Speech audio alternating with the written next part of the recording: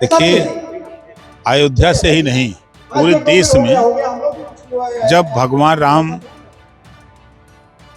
वनवास को गए तो सबसे बड़ी ताकत उनके साथ नल नील अंगद जामवंत सुग्रीव बाली मतलब बानर सेना की लगी और बानर सेना ने भगवान राम को विजय दिला दी। विजय दिलाने के बाद भगवान राम जी पुष्पक विमान से अयोध्या आ गए और ये बानर भालू बेचारे उछलते कूदते किसी तरह अपने अपने जगह, आज तक उनको रहने की व्यवस्था नहीं हो पाई। राष्ट्रीय सहलदेव पार्टी के राष्ट्रीय अध्यक्ष ओम प्रकाश राजभर हमारे साथ हैं, बड़ी चर्चा में रहते हैं और इनकी बातें बड़ी लोग सुनते भी हैं। हमारे साथ हैं तो कुछ जरूर ऐसा बताएंगे जो चर्चा में आ जाएगा। तो सबसे पहले सर स्वागत है आपका। दूसरा ये बताइए सर कि जो आपने बानर का अभी जिक्र किया वो इसका अयोध्या का क्या है? देखिए, अयोध्या से ही नहीं पूरे देश में जब भगवान राम वनवास को गए तो सबसे बड़ी ताकत उनके साथ नल नील अंगद जामवंत सुग्रीव बाली मतलब बानर सेना की लगी और बानर सेना ने भगवान राम को विजय दिला दी।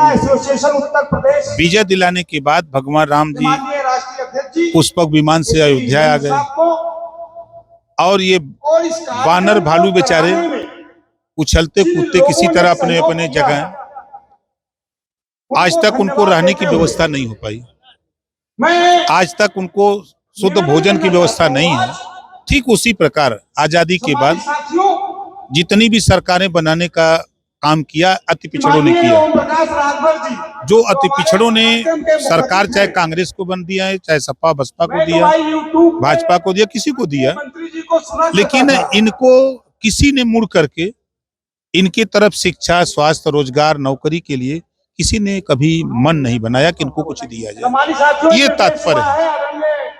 तो इसी जात पात की बात तो कर रहे हैं लोग ना कि पहले बिहार के शिक्षा मंत्री ने किया, स्वामी प्रसाद मौर्य ने कहा कि ये तो रामचरितमानस से हटा देना चाहिए, इसमें शूद्रों को कुछ कहा गया, मतलब उनके लिए अपमानजनक चीजें कही गई है। तुलसीदास ने उनको गाली दी है।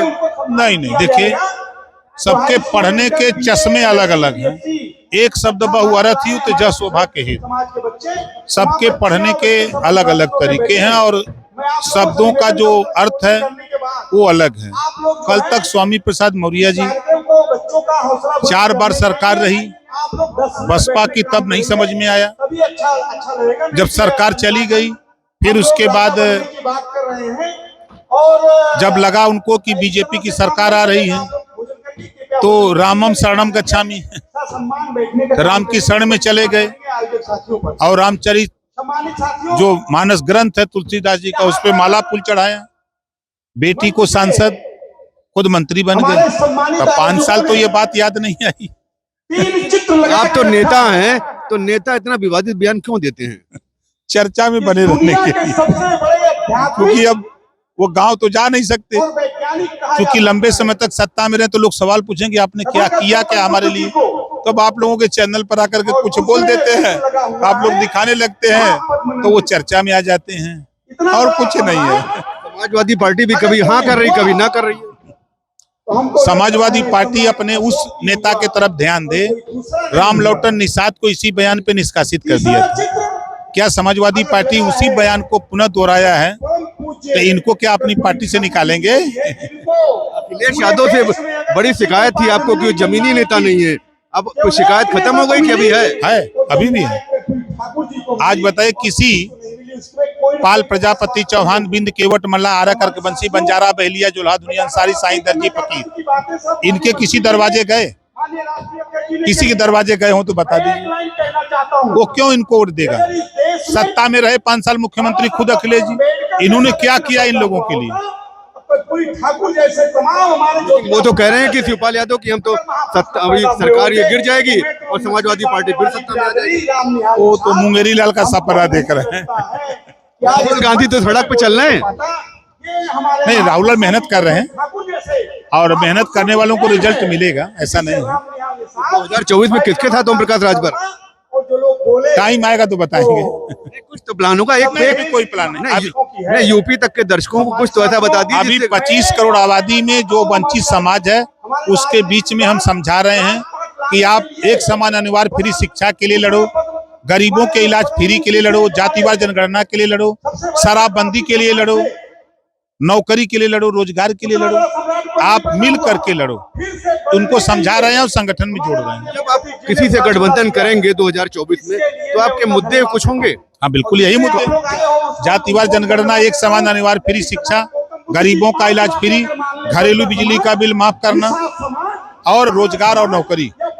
पार्टी से चुनाव के आप समझौता करेंगे, उससे कोई शर्त भी रखेंगे कि आप हमारी ये मांग मानना है? बिना शर्त तक समझौता होगा, शर्त होगी उनके साथ।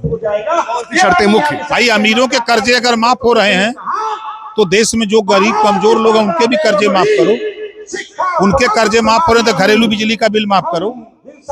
ये आपने कहा कि अलग अलग समय मुख्यमंत्री बन सकते हैं, तो ओम प्रकाश राजभर भी मुख्यमंत्री बनना चाहते हैं?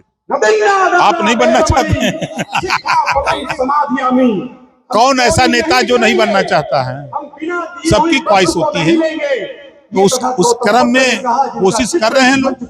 हम लोग भी कोशिश कर रहे हैं कि भाई जो जातियां अभी तक नहीं बन पाई है उनको भी लाइन में लगाया जाए। ये सवाल पूछा जाएगा दूसरे से तो भी कहेगा कि मुंगेरी लाल कैसी सपने हैं। ना ठीक, कोई दिक्कत नहीं। देखिए मुख्यमंत्री कब कौन बन जाए कहा नहीं जा सकता, ये इतिहास है।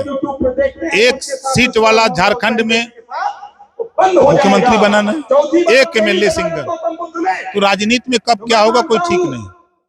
अगले मुख्यमंत्री के रूप में आपको देखा जा सकता है? नहीं भी, अभी उस लाइन में नहीं। वो शिकायत हो रहे हैं? नहीं, अभी उस लाइन में नहीं। टाइम आएगा तो नियर आएगा तो बताएंगे। ओम प्रकाश राजभर जो साफ तौर पर कह रहे हैं कि वो आने वाले दिनों में वो भी मुख्यमंत्री बन सकते हैं, दावेदार हैं, हर कोई बनना चाहता है और बनेंगे तो अपनी शर्तों पे लोगों का समझौता भी करेंगे और जिससे गठबंधन करेंगे उसके सामने अपने मुद्दे और शर्तें भी रखेंगे। बनबीर सिंह, अयोध्या, यूपी तक।